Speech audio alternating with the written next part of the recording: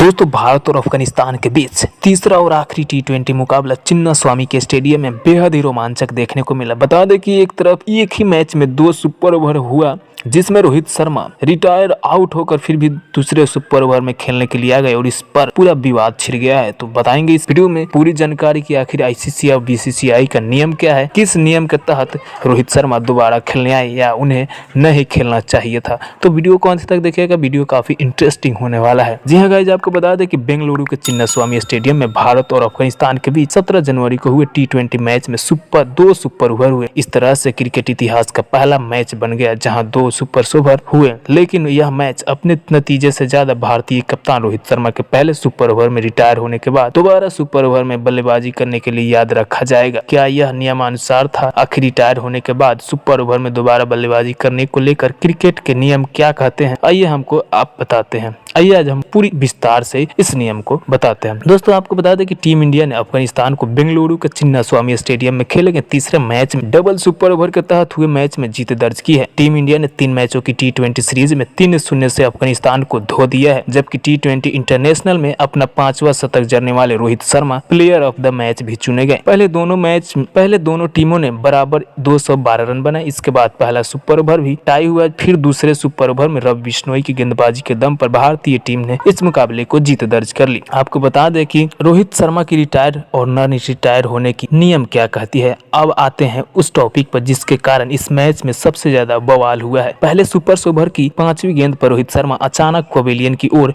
लौट गए। उनकी जगह मैदान पर नॉन स्ट्राइकर पर रिंकू सिंह आए। रिंकू ने यशस्वी के साथ मिलकर 1 रन भाग लिया। इस तरह से भारत ने अजमुल्लाह उमरजाई के सुपर ओवर में 16 रन बनाए। फिर अफगानी टीम ने भी 16 रन बना लिए। इस तरह से सुपर ओवर भी टाई रहा। इसके बाद दूसरा सुपर ओवर जहां रोहित खेलने आए, इस पर कई जानकारों को आश्चर्य हुआ, जहां भारतीय टीम ने पहले खेलते हुए 5 गेंदों पर 11 रन बनाए। इसके बाद रवि बिश्नोई ने अफगानी टीम को महज 3 गेंदों में 1 रन पर समेट दिया। इस तरह से टीम इंडिया ने सीरीज में जीत दर्ज कर ली। दोस्तों बेंगलुरु में हुए भारत और अफगानिस्तान के बीच टी20 सुपर ओवर में ड्रामा एक सवाल बुरी तरह से लटक गया। विवाद की पूरी कहानी भारत के कप्तान रोहित शर्मा की इर्द गिर्द घूमती रही, जो पहली बार रिटायर होने के बाद दूसरे सुपर ओवर में बल्लेबाजी करने आए। बता दें कि आखिर इसके लिए क्रिकेट के नियम क्या कहते हैं, आइए आपको हम आसान भाषा में बताते हैं। यह गाइज अगर बात कर ले टी20 इंटरनेशनल आईसीसी की प्लेइंग 11 कंडीशन के अनुसार किसी भी पिछले सुपर ओवर में आउट हुआ बल्लेबाज दूसरे सुपर ओवर में बल्लेबाजी करने के लिए अयोग्य होता है। जबकि मैच अधिकारियों ने रोहित को लेकर स्पष्ट नहीं किया कि रोहित रिटायर्ड आउट हुआ या रिटायर्ड हट थे। अगर रिटायर्ड नॉट आउट थे तो वहीं अगर रिटायर्ड नॉट आउट थे तो आईसीसी प्लेइंग 11 कंडीशन 2542 के तहत जो नियम है वो इस प्रकार: यदि कोई बल्लेबाज बीमारी, इंजरी या किसी अन्य दूसरे कारण रिटायर्ड हो जाता है तो वह बल्लेबाज अपनी पारी फिर से शुरू करने का हकदार रह जाता है। जबकि यदि किसी कारण से ऐसा नहीं होता है तो बल्लेबाज को रिटायर्ड नॉट आउट के रूप में स्कोर बोर्ड में दर्ज किया जाएगा। यदि कोई बल्लेबाज किसी अन्य कारण से रिटायर्ड होता है तो वो बल्लेबाजी आईसीसी प्लेइंग 11 कंडीशन 25.42 के क्लॉज के तहत बल्लेबाजी कर सकता है, लेकिन इसके लिए विरोधी कप्तान की सहमति लेनी होगी। ऐसे में अगर रोहित को दूसरे सुपर ओवर में रोहित की दोबारा एंट्री इब्राहिम जार्डन की सहमति से होनी चाहिए थी, पर ऐसा संभवतः नहीं हुआ। दोस्तों आपको बता दें कि कुल मिलाकर दूसरे सुपर ओवर में रोहित दोबारा एंट्री में अफगानी कप्तान इब्राहिम जार्डन की सहमति होनी चाहिए थी, पर मैच के बाद प्रेस कॉन्फ्रेंस में अफगानी टीम के हेड कोच जोनाथन ट्रॉट ने जो कुछ कहा उसके आधार पर यह स्पष्ट है कि अफगानी टीम को इस बारे में क्लियरिटी से नहीं पता थी। जबकि प्रेस कॉन्फ्रेंस में ट्रॉट ने कहा कि इसे लेकर उन्हें कोई क्लियरिटी नहीं थी, उन्हें इस बारे में कोई कम्युनिकेशन नहीं किया गया। ट्रॉट से पूछा गया कि क्या मैच अधिकारियों ने इस स्थिति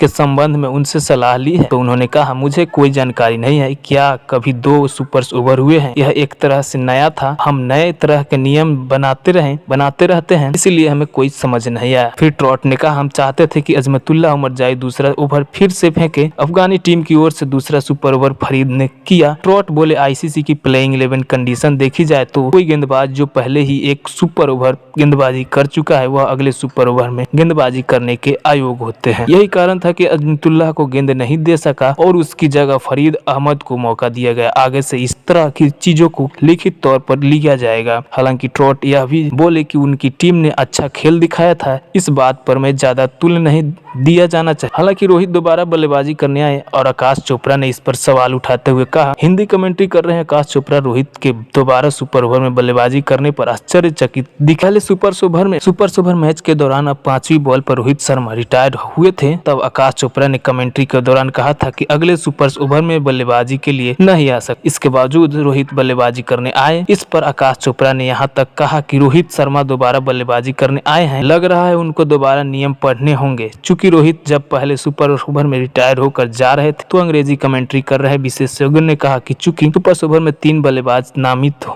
होते हैं, ऐसे में रोहित ने खुद को रिटायर्ड घोषित किया है। यह खेल के नियमों के अनुसार, क्रिकेट के नियमानुसार सुपर ओवर के लिए केवल 3 ही बल्लेबाज नामित होते हैं। अगर 2 बल्लेबाज आउट हो जाएं तो फिर पारी का अंत मानी जाती है। ऐसा ही कल के मैच में भी हुआ। नियम के आगे कहा गया कि जब दोनों टीमें 1-1 ओवर खेलती है और स्कोर बराबर रहता है तो सुपर ओवर तब तक खेले जाने चाहिए जब तक कि एक विजेता की घोषणा न हो जाए। वहीं आपको बता दें कि मल्टीपल सुपर ओवर नियम अस्तित्व में आने के बाद 15 से अधिक मैच टाई पर समाप्त हो चुके हैं, लेकिन T20 या वनडे में कभी भी डबल सुपर ओवर नहीं हुआ है। इससे पहले सुपर ओवर का नियम तब विवादों के केंद्र में आया था जब 2019 वर्ल्ड कप फाइनल में सुपर ओवर टाई में समाप्त हुआ और इंग्लैंड बाउंड्री काउंट के आधार पर चैंपियन बन गया था। इसके बाद से ही ICC ने उस साल के अंत में सुपर ओवर के नियम को बदल दिया था। फिर सुपर ओवर के नियम के अनुसार प्रत्येक टीम 3 बल्लेबाज का चयन करती है। यदि उनमें से 2 आउट हो जाते हैं तो उनकी सुपर ओवर की पारी समाप्त हो जाती है।